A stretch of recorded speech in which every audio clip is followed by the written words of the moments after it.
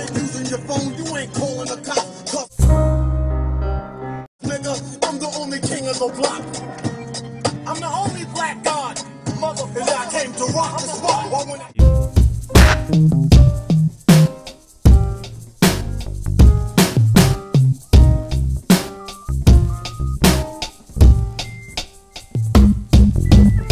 Perhaps the psychological insecurity we often feel is largely stemmed from what we perceive as an ambiguous external world. Through many studies, namely social psychology and sociology, this insecurity, which seems to increase as we become increasingly aware of our ambiguous environment, has been attributed to the process of individuation. In fairness, to form a cohesive argument adopting a naturally existing individuation as a first principle, we must realize the ultimate futility of doing so. Plato asserts, quote, "A first principle cannot be derived. For everything that is derived must come from a first principle. But the principle itself cannot be derived from anything at all." End quote. Not to refute the process of individuation, but it is of the utmost relevance to expose the ambiguity underlying any rationalistic pursuit, and this rational expounding of the ambiguity underlying the development of capitalism. One must bear this idea in mind. Let us return to our ultimately refutable presupposition, which is that individuation is a naturally occurring process. Erich Fromm believes individuation became very prominent during the emergence of capitalism, that is from the Reformation to the present. Quote, "The growing process of the emergence of the individual from his original ties, a process which we may call individuation, seems to have reached its peak in modern history in the centuries between the Reformation and the present." Fromm will continue to argue that with the growth of individuation, there is a corresponding growth of self-strength and growth of aloneness. Furthermore, this aloneness is marked by feelings of powerlessness and anxiety. End quote. Thus, it is arguable that this post-Reformation triumph of capitalism is marked by feelings of overall insecurity. We will also argue that as individuation has progressed since the Reformation, this insecurity has become less theologically based and more psychological, all the while being manifested in economic life in the form of capitalism. Hence, John Dewey's assertion, quote, "The most marked trait of present life, economically speaking, is insecurity." End quote.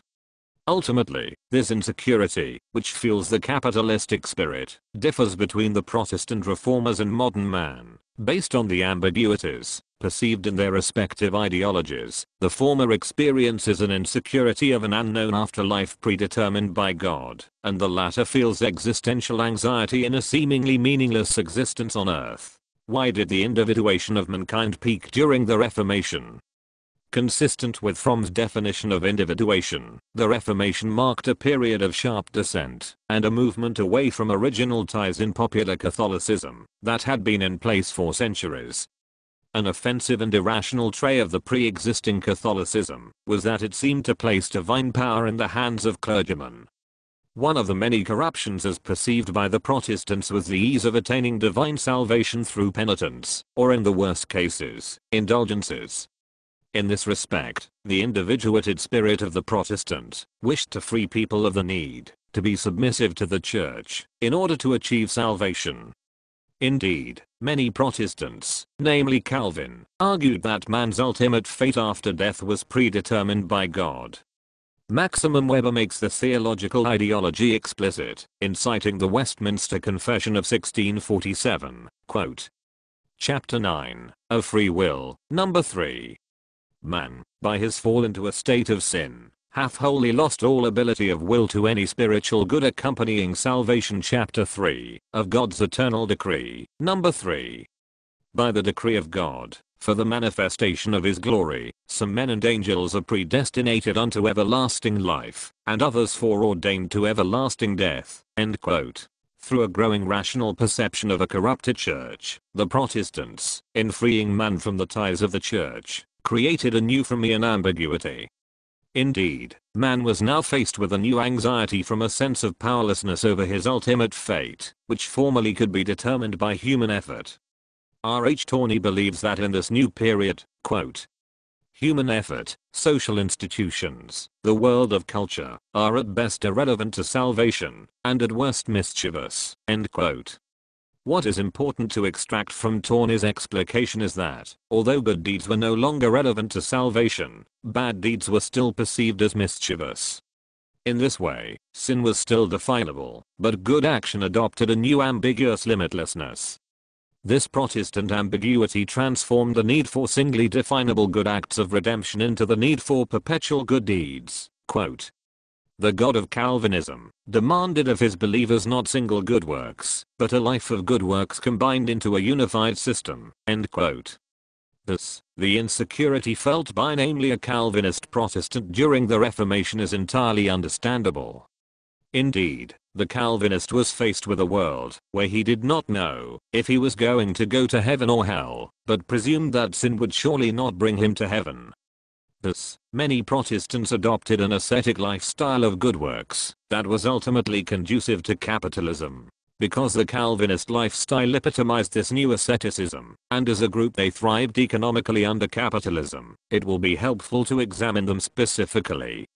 Indeed, in what ways did their newfound insecurity blend so well with this new capitalistic spirit?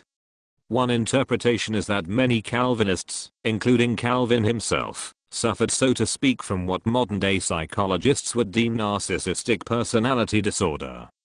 Christopher Lash's description of the modern narcissist seems to strikingly depict the personality of a 17th century Calvinist. Quote, "His apparent freedom from family ties and institutional constraints does not free him to stand alone or to glory in his individuality. On the contrary, it contributes to his insecurity, which he can overcome only by seeing his grandiose self." End quote. In addition, Lash refers to the white Anglo-Saxon superego as what drives the narcissist to action, and not so much instinct. This supports the new rational conduct embraced by the Protestants. Like the narcissist who expresses outward grandiosity to defend inner feelings of insecurity, one could speculate that Calvin's confidence in being one of God's elect was a sign of this narcissism. Indeed, self-confidence was a defining trait of the Calvinist. Quote, "It is held to be an absolute duty to consider oneself chosen, and to combat all doubts as temptations of the devil, since lack of self-confidence is the result of insufficient faith, hence of imperfect grace." The exhortation of the apostle to make fast one's own call is here interpreted as a duty to attain certainty of one's own election and justification in the daily struggle of life. On the other hand, in order to attain that self-confidence, intense worldly activity is recommended as the most suitable means. End quote. Indeed, a narcissistic attitude was a necessary defense mechanism to handle the ambiguity